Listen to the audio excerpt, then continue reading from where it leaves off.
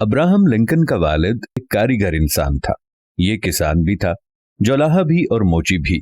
یہ جوانی میں کاجین کاؤنٹی کے امرا کے گھروں میں جاتا تھا اور ان کے خاندان کے جوتے سیتا تھا۔ 1861 عیسوی میں ابراہم لنکن امریکہ کا صدر بن گیا۔ اس وقت امریکی سینٹ میں جاگیرداروں، تاجروں، صنعت کاروں اور سرمایہ کاروں کا قبضہ تھا۔ یہ لوگ سینٹ میں اپنی کمیونٹی کے مفادات کی حفاظت کرتے تھے۔ ابراہم لنکن صدر بنا تو اس نے امریکہ میں غلامی کا خاتمہ کر دیا۔ اس نے ایک فرما روا کے ذریعے باغی ریاستوں کے غلاموں کو آزاد کر کے فوج میں شامل کر لیا۔ امریکی اشرافیہ لنکن کی اصلاحات سے براہ راست متاثر ہو رہی تھیں، چنانچہ یہ لوگ ابراہم لنکن کے خلاف ہو گئے۔ یہ ابراہم لنکن کی شہرت کو بھی نقصان پہنچاتے تھے اور اس کی کردار کشی کا بھی کوئی موقع ضائع نہیں کرتے تھے۔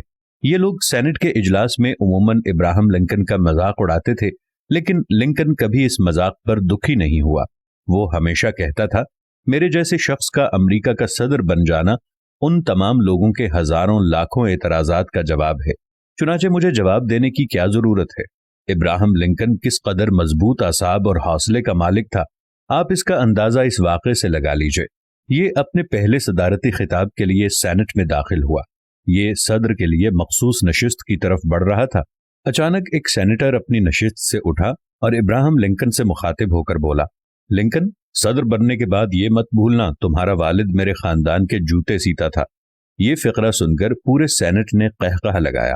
لنکن مسکرایا اور سیدھا ڈائس پر چلا گیا اور اس رئیس سینیٹر سے مخاطب ہو کر بولا، سر، میں جانتا ہوں میرا والد آپ کے گھر میں آپ کے خاندان کے جوتے سیتا تھا اور آپ کے علاوہ اس ہال میں موجود دوسرے امرا کے جوتے بھی سیتا رہا، لیکن آپ نے کبھی سوچا امریکہ میں ہزاروں موچی تھے، مگر آپ کے بزرگ ہمیشہ میرے والد سے جوتے بنواتے تھے۔ کیوں؟ اس لیے کہ پورے امریکہ میں کوئی موچی میرے والد سے اچھا جوتا نہیں بنا سکتا تھا۔ میرا والد ایک عظیم فنکار تھا۔ اس کے بنائے ہوئے جوتے محض جوتے نہیں ہوتے تھے، وہ ان جوتوں میں اپنی روح ڈال دیتا تھا۔ میرے والد کے پورے کیریئر میں کسی نے ان کے بنائے ہوئے جوتے کی شکایت نہیں کی۔ آپ کو آج بھی میرے والد کا بنایا ہوا جوتا تنگ کرے تو میں حاضر ہوں۔ میں بھی جوتے بنانا جانتا ہوں۔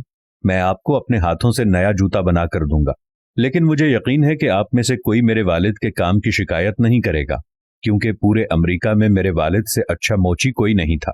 وہ ایک عظیم فنکار، ایک جینیس اور ایک عظیم کاریگر تھا، اور مجھے اس عظیم موچی کا بیٹا ہونے پر فخر ہے۔ ابراہم لنکن نے تقریر ختم کی اور صدارت کی کرسی پر بیٹھ گیا۔ پورے ہال کو سانپ سونگ گیا۔ لنکن پر فقرہ کسنے والے سینیٹر نے شرمندگی کے عالم میں سر جھکایا، اور اس کے بعد کسی امریکی سیاستدان نے لنکن کو موچی کا بیٹا نہیں کہا۔ ابراہم لنکن نے اپنے بیٹے کے استاد کو ایک شہرہ آفاق خط لکھا۔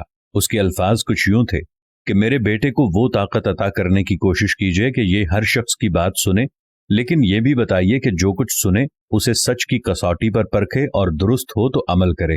اسے دوستوں کے لیے قربانی دینا سکھائیے۔ اسے بتائیے کہ اداسی میں کیسے مسکرایا جاتا ہے۔ اسے بتائیے کہ آنسوؤں میں کوئی شرم نہیں۔ اسے سمجھائیے کہ منفی سوچ رکھنے والوں کو خاطر میں مت لائے اور خوشامد اور بہت زیادہ مٹھاس سے ہوشیار رہے۔ اسے سکھائیے کہ اپنی جسمانی اور ذہنی صلاحیتوں کا بہترین معاوضہ وصول کرے، لیکن کبھی بھی اپنی روح اور دل کو بیچنے کی کوشش نہ کرے۔ اسے بتائیے کہ شور مچاتے ہوئے ہجوم کی باتوں پر کان نہ دھرے، اور اگر وہ سمجھتا ہے کہ وہ صحیح ہے تو اپنی جگہ پر قائم رہے، ڈٹا رہے۔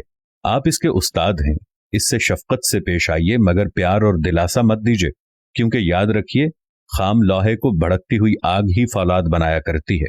اسے سیکھنا ہوگا کہ ہر شخص کھرا نہیں ہوتا، لیکن اسے یہ بھی بتائیے کہ ہر غنڈے کے مقابلے میں ایک ہیرو بھی ہوا کرتا ہے، ہر خود غرض سیاستدان کے مقابلے میں ایک دوست بھی ہوا کرتا ہے۔ آپ اسے حسد سے دور رکھیں۔ اگر آپ کر سکیں تو اسے خاموش قہقہوں کے راز کے بارے میں بھی بتائیے۔ اس کو یہ سیکھ لینا چاہیے کہ بدماشوں کا مقابلہ کرنا سب سے آسان کام ہوا کرتا ہے۔ اگر آپ بتا سکیں تو اسے کتابوں کے سحر کے بارے میں بتائیے، لیکن اسے اتنا وقت ضرور دیجیے کہ وہ آسمانوں پر اڑنے والے پرندوں کے دائمی راز، شہد کی مکھیوں کے سورج سے تعلق اور پہاڑوں سے پھوٹنے والے پھولوں پر بھی غور کر سکے۔